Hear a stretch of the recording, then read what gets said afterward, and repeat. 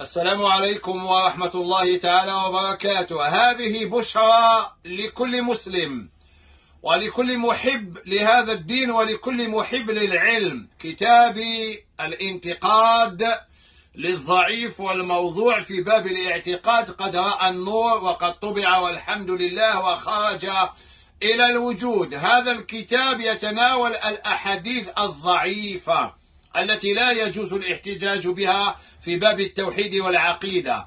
يتناول الأحاديث الموضوعة المكذوبة على سيدنا رسول الله صلى الله عليه وسلم التي تسربت إلى كتب التوحيد والعقيدة. ولعلكم تبين لكم إن شاء الله أنه من الخطورة بمكان أن تبنى عقيدة على الموضوع والمكذوب، وأنه من الخطورة بمكان أن تبنى عقيدة على الضعيف، لأن باب التوحيد لا يقبل فيه إلا اليقين، العلم المطابق للواقع عن دليل. لا يقبل في باب التوحيد إلا العلم، لقول الله تبارك وتعالى: أعوذ بالله من الشيطان الرجيم، فاعلم أنه لا إله إلا الله. فاعلم، لم يقل له قل، اعلم أولا وبعد ذلك قل. إذن هذا الكتاب ألتقي مع أحباب قلبي غدا بالمعرض الدولي للكتاب لتوقيع الكتاب إن شاء الله على الساعة 2 بعد الظهر. والسلام عليكم.